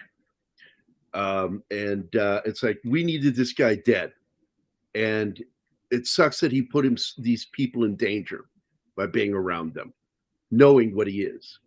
When Del Toro's character killed those kids at Sicario, it lost me. It didn't lose me, but it broke me. That is such a hard scene, and you want to fucking hate him, but yet you have to empathize with him, and that's where the writer of that, Taylor Sheridan, you have to understand his motive, his motivation, and his motivation and his job meet, and it led to that moment in the film. And it's like, it's dreadful, but that shit happens in real life, and that's why it's so believable. There she is, Chaplin, the daughter, the oldest daughter of Charlie Chaplin. Well, that, and to me the most realistic thing in Sicario is actually Jeffrey Donovan's character, because the nerdiest fucking looking guy in the army for some reason tends to be the guy with the highest fucking kill count, and is not the person you want to fuck with. Yeah. By the way, Real Popcorn, absolutely watch it. It is again, he's what I refer to as an anti-hero. He's also that necessary evil, even though I don't think he's truly evil. He's just a man who has lost himself because everything he loved was taken from him in front of him. And it does things to people. So, he's a character, an interesting character, a deep dive into that kind of character, their psyche. And Sicario 2 is nothing of that, but it's straight. There's a lot of fucking military shit. And he kills a lot of bad guys in that fucking movie. Sicario 2 will lead to a third film. They're trying to work it out. They've been trying because they all want to do it. All of them want to make the movie. Sicario 3. And in Sicario 2 is what the Day of the Soldado, right? The Soldado. Yeah, Soldado. Imagine a couple of A-10s versus a cartel hideout. Yeah. God only knows who's in that fucking hideout. They're dead, and it was the mistake of the bad guys to put those people's lives in danger. That's why bad guys over in the Middle East like to hide in apartment buildings and hospitals and schools. Yeah.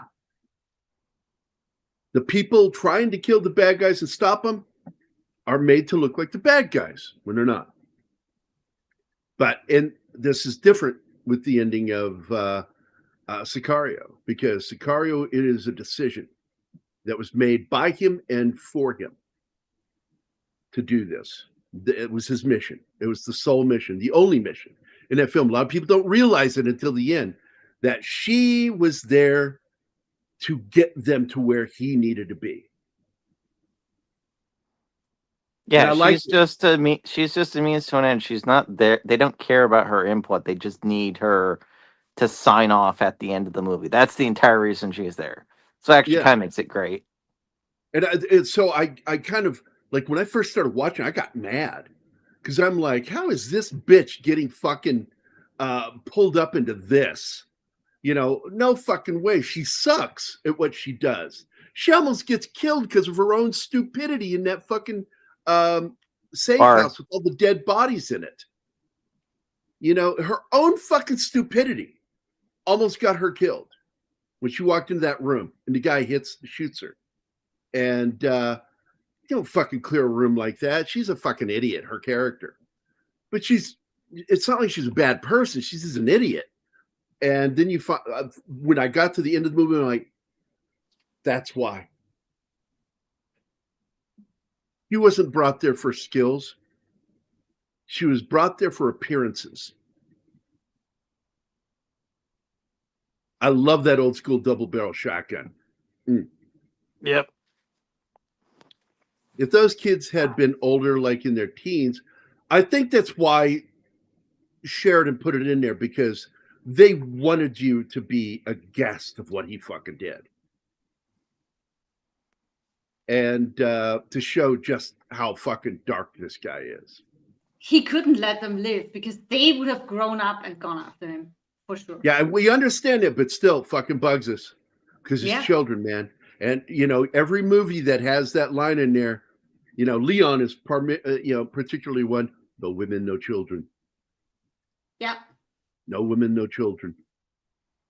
But that's not a real world rule. That's just in movies. Real world shit, very convoluted, very soupy. I think the best way to phrase it was, and this is in relation to a police officer talking about like the trials and of action. People have months to argue over decisions. We have seconds to make. I don't get what you're saying, because he's not a madman. Larry Talbot is a man thrust into a mad situation, trying to find some sense into it and trying to end something. I don't consider him a madman. His dad's a madman. No doubt. Mechanist? Mechanist. Mechanic. Yeah. I think. No, he's a mechanist. It's a person that works with all kinds of mechanical things. They're not necessarily mechanics. A mechanist is somebody who puts machines together and devices. That's a mechanist. Just about Larry, they do show him as a troubled person, because the first night he's back in his house, he has these visions of his brother and then him walking out, finding his dead mother and the dad with a razor blade. And you find out later that the dad killed the mother and they brainwashed the kid into thinking that she committed suicide.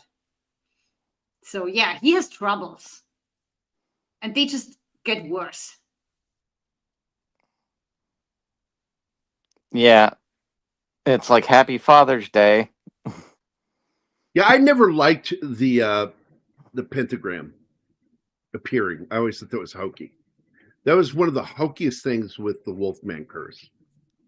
It doesn't even really look like a pentagram, more like just a star. No, it's a star. It's just a inside. star. Yeah, it's not a pentagram. It's not a pentagram. The old school shotgun is all fucking, yeah. I fucking love those old school shotguns, man. And you could still fucking use them today. They're so well made, man. You could take a 150, 200-year-old shotgun and still fucking use it.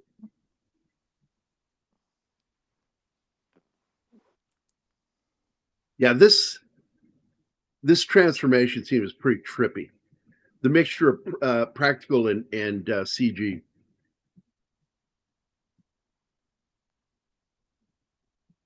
The fight between those two is just awesome. Oh yeah, especially at the fireplace. Yeah. Yeah, and by the way, that is all CG. They're fighting to kill. That is all CG. The fire, yeah.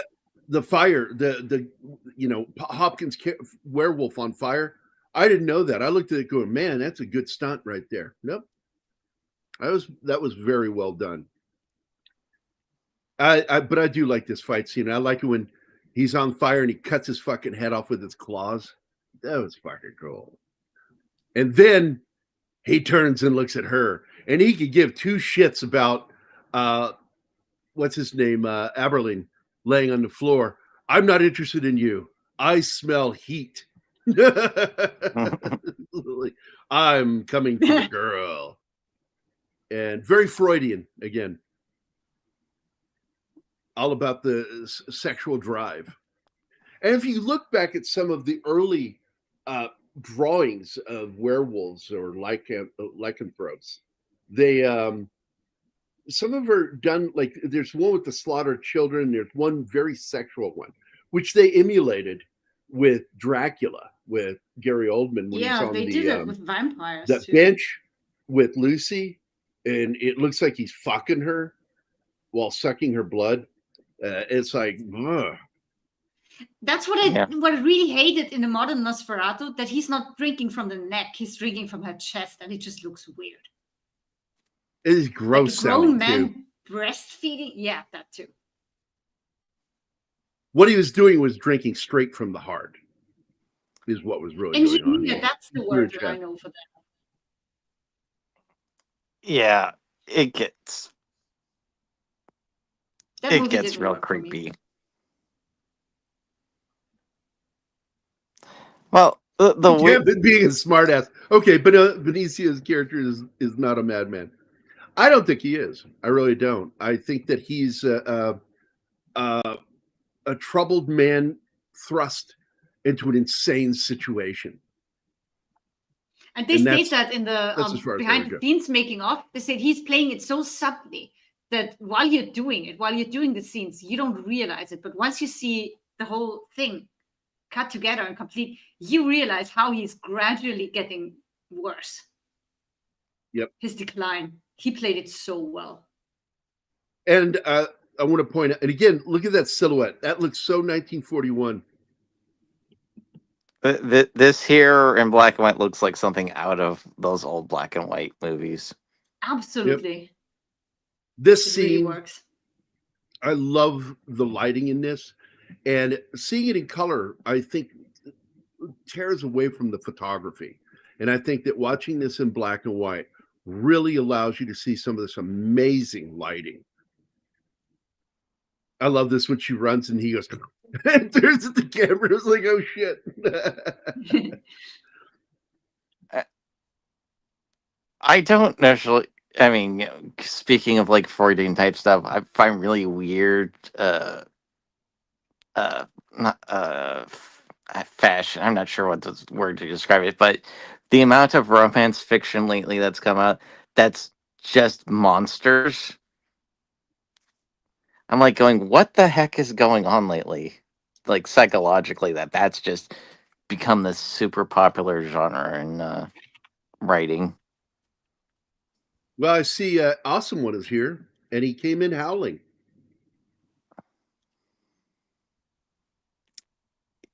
You know, it's not a good movie, but one. Okay, but Paul, I love the soundtrack too. Is Howling 2. I hate the Howling 2. I do too. I don't remember the soundtrack. I don't even remember the soundtrack. So Lawrence, she's trying to talk to Lawrence, trying to get through the beast to Lawrence inside. And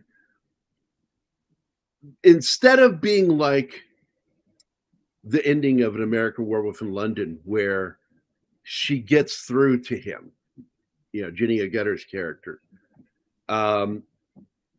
but he chooses to attack her, not because he's going to attack her, but because he knows they'll shoot him. It's like that little bit of humanity left inside of him makes that choice to do that. And that's how I've always interpreted that scene. I've never interpreted it as him like faking being wooed and then attack to kill her. I have always believed that that was the story of his tragic life, is that he chooses death to end this. He wanted to end, yeah. And here we have a similar moment where he could choose not to.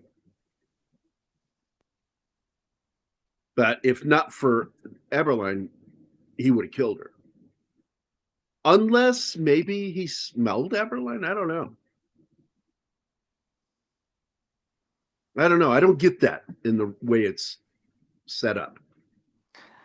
I mean, either way, with how bad it is and the kind of person is, he probably would just be, even if he got away after the plan, he would just like, yeah, just kill me now, please. Well, I think that he is absolutely wanting to end this, his character. But as the werewolf, I don't know. But as the man, he goes there to confront his dad in this shit right now. The burning down of the house is great symbolism of the end of the Talbot line. That he's literally and figuratively burning it all down in this one night. I'm not sure how conscious he is when he's transformed. But I mean, when they're in the house, he totally knows that he has to attack and kill the other wolf. That is his father. Yep. Well, and that one, once again, sexual Freudian crap, competition, where we have to kill our father, you know, sexual competition. That every boy wants to marry his mother and kill his father. Which That's is stupid. Freud. That's Freud. So, yeah, well, in his situation, to end the werewolf thing, they both need to die. That's what I read into it. babies do smell different. So much blue.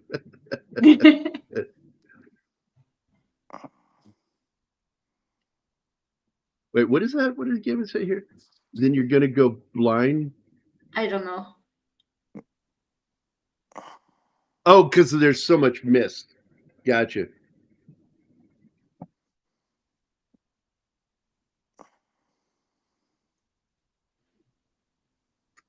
Oh, we forgot to mention another awesome thing that Del Toro wanted, because he wanted to be able to eat parts of his victims. So they made edible like arms and stuff.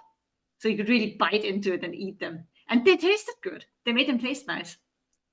Well, they're probably made with like a lot of dessert stuff. Yeah, they say that in that interview. They use sweets and stuff, but I think it's It'd awesome. Be like Makes it even having more a giant horrifying. gummy bear for an arm.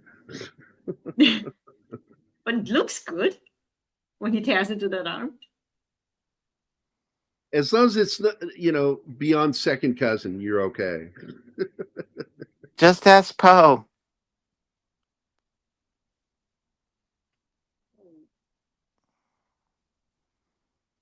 Yeah, Edgar Allan Poe. Yeah, Doc Holliday. Yep. I really do like this movie. I don't love it, but I do like it a lot. It's a respectable effort. I liked it much more than the other one, the 41 one. The original. Yeah. That this is an homage to. I know, but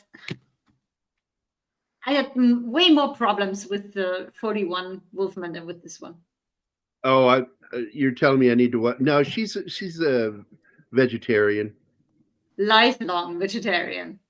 That just means I have to eat more meat to make up for Anna. No. Listen, I've heard of people like me who basically were vegetarians as children, but didn't know what vegetarianism was, so they were just deemed picky. I found out about vegetarians when I was 10. I read about them, and that's what Zoe was. That's what I am, because I don't want to eat that stuff, and I never missed it, and I never went back. I told you what I did heard to of people like me, women. So I told you what I did with Zoe. When they got pregnant, they started eating it again. Yeah, no, the steak. I would make steaks like all the time, and it would smell so good in the house. She would come, sit down for dinner, and she'd be sitting there eating her vegetarian dinner, and I'm fucking cutting through a delicious T-bone or New York strip. And finally, this went on for weeks, and finally she went, Can I have a bite? I went, Are you sure? She's like, Yeah, I'd like a bite. I went, Yeah, and she'd take a bite, and I said, You want me to make you one? She always had extra. And she immediately gave up on being a vegetarian. Yeah, my dad tried that with me because he's one of those people who need meat with, at least back then. If it doesn't have meat, it's not a meal. My mom was like, okay, try it, but don't force yourself. I never got tempted by that. I was relieved.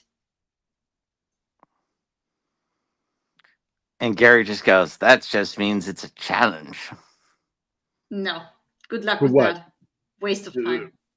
I'm reading over here. I don't even know what you two are talking about. A challenge to make me eat meat again. No. That's not a challenge. Yeah, I'm not going to do that. I would get so sick if I was fed meat. You're not my daughter. My daughter, I have a different feeling about when it comes to that dietary stuff, especially when she was a child. Because I'm like, you better make sure you're taking your supplements because you're going to get sick. So I stayed on her. Gary went living single right then. What are we talking about? Well, that's a better description of me right there. Hungry and horny. The 2 H's. Hey, nice throwback to Squeeze. Good song. By the way, I don't know if you knew this, Austin. When they recorded that album and they recorded that song, they originally recorded it with their vocals. And the producer, Elvis Costello, when they went to lunch, asked Okasik to not Okasik, what's his name? Oh my god, I just forgot his name. One of my favorite fucking keyboardist singers.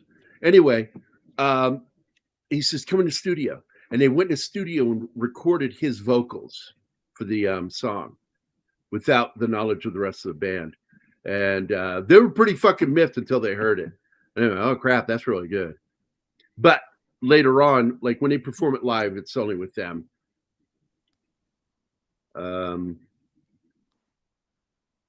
Oh, Sandy is here. Sandy Q. What's up? Stasis is here too. I didn't see Stasis. They are raiding. No, they are raiding. Well, we already had a raid. From Mephisto, yeah, an hour. Yeah. And now another one is raiding us. Yay! Raid. I'm serious. You're so fucking deadpan with that. Nobody would know. If I did that one on purpose. Raid. I'll never make it, Gulliver. I should be in one of these Wolfman movies. The Wolfman's killed again. Sandra's asking for something. Yeah, I know. I'm going to do. That's why I'm eyes down here doing this. Oh. I'm so lonely, so lonely, so lonely inside real Rome.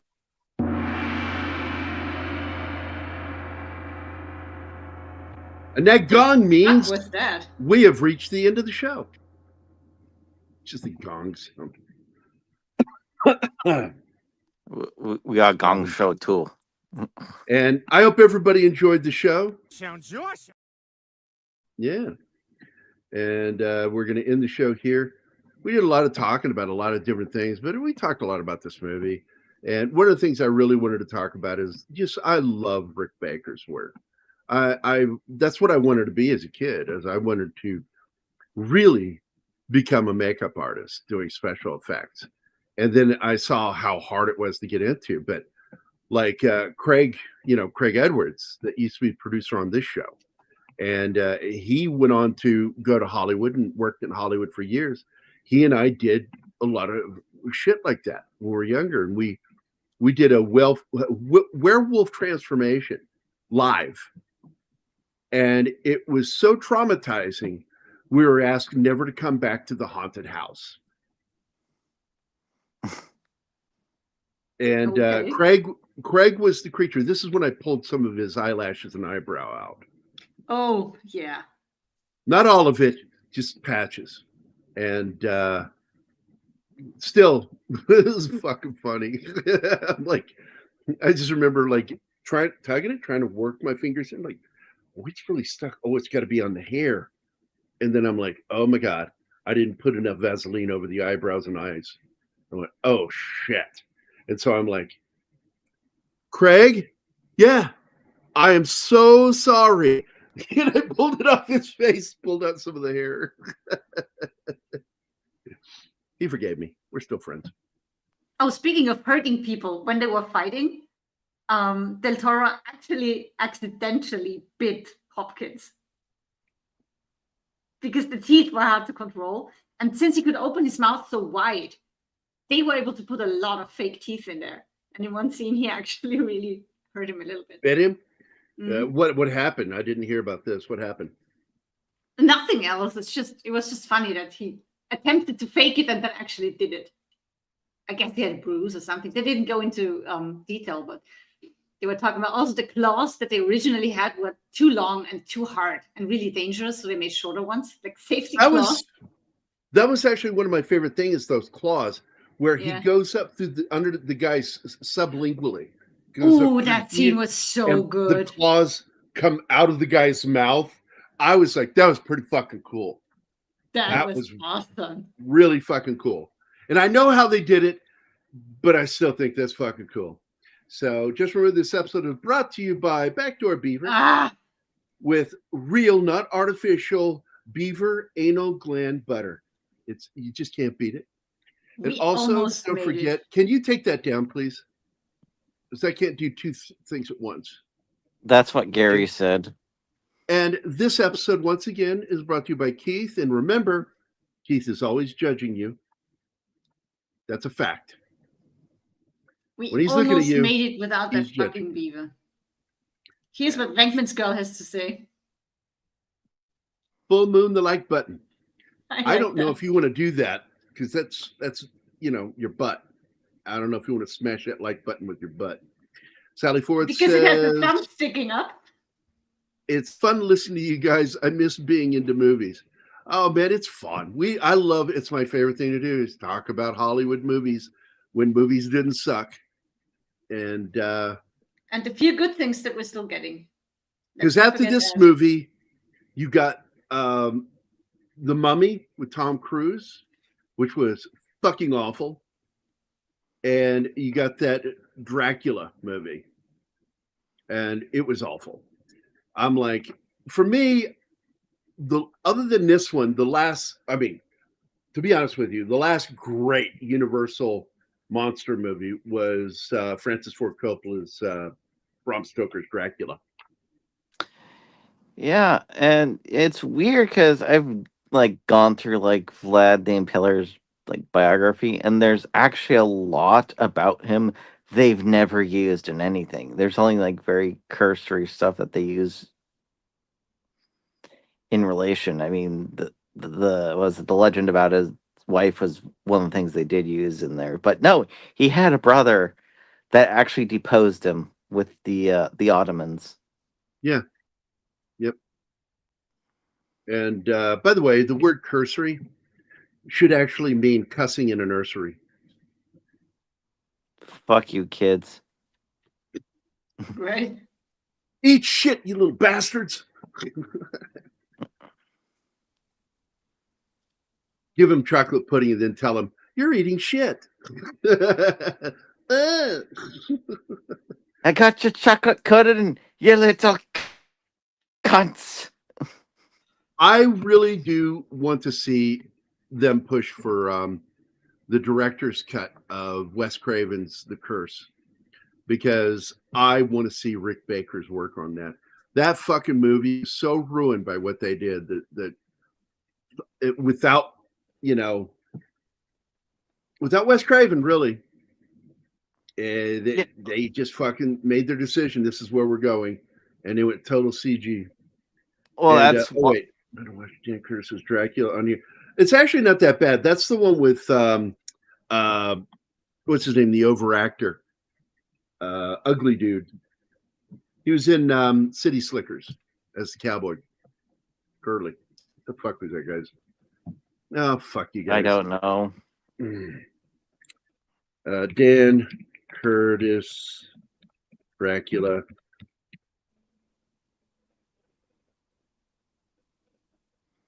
I mean, there's so many Draculas. Jack Palance. Jack Palance. Jack Palance. No, not Langella. Dan Curtis's Dracula is Jack Palance. And for me, Dan Curtis's best thing he ever did was Dark Shadows. I liked the original series, the soap opera, and then I liked the later reboot of it with the guy who played Spock's dad in the J.J. Abrams movies. He was really good. Ben Cross, really good fucking actor. Although he sounds angry all the time, and I don't know why.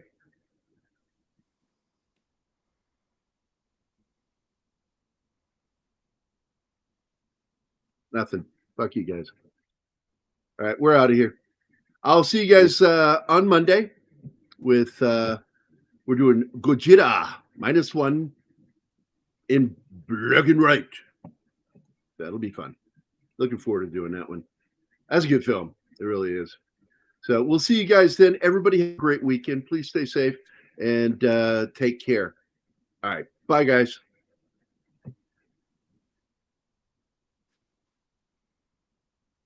end the show. Bye, guys. You guys are supposed to say bye. Bye. Anima. She's muted.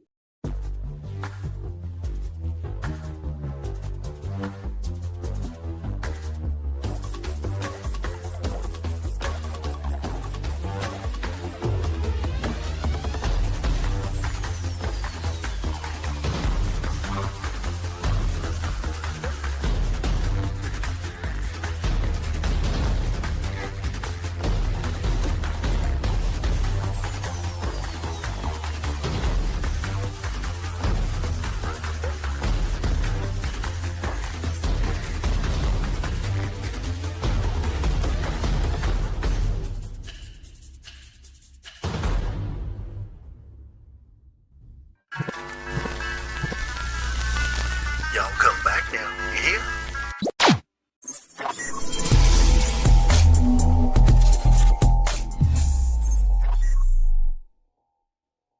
Matt Damon.